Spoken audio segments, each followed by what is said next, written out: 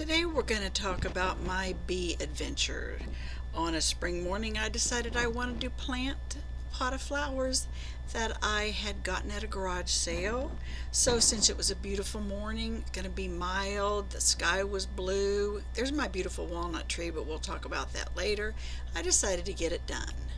Now I decided the spot that I would choose for my plant would be at this garage side of the house, the shade garden. There on the left is that lilac bush you can just barely see, that we talked about in another video. But on that far end it's a little more sunny, and I thought that will be perfect for this geranium. And there's a big round planter that I made with some stone paint. I refer more to that on the post. Big round, about 2 foot in diameter, and sticks up out of the ground.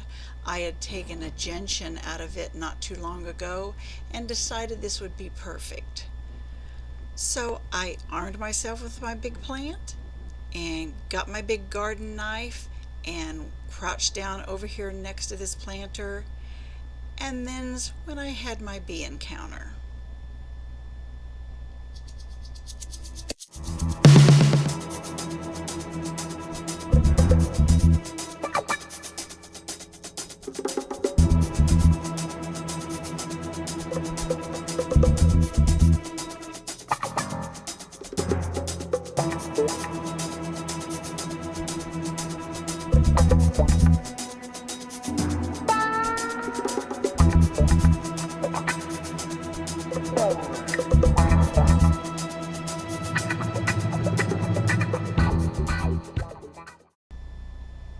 And that really is the extent of my bumblebee encounter.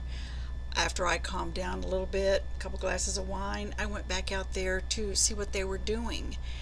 And they just basically ignored me and my camera and my phone.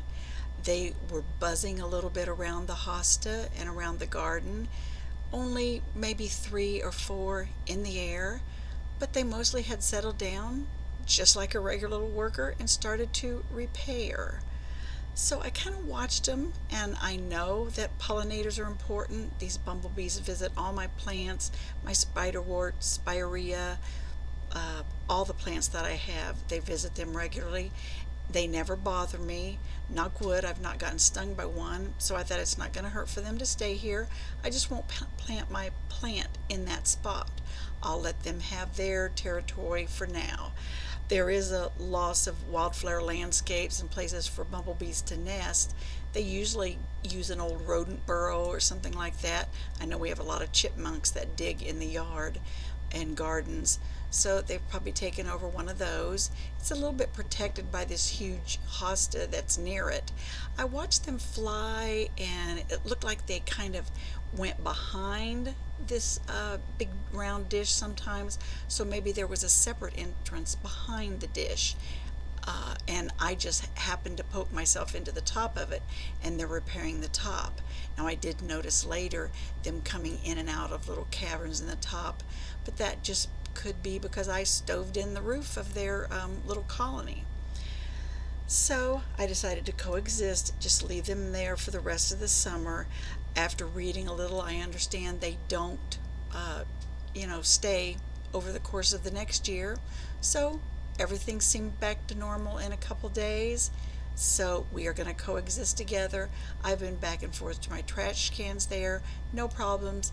We'll just enjoy them surviving, me surviving, and we'll both enjoy the garden. And I will have protected these pollinators in my garden. Thanks a lot for watching.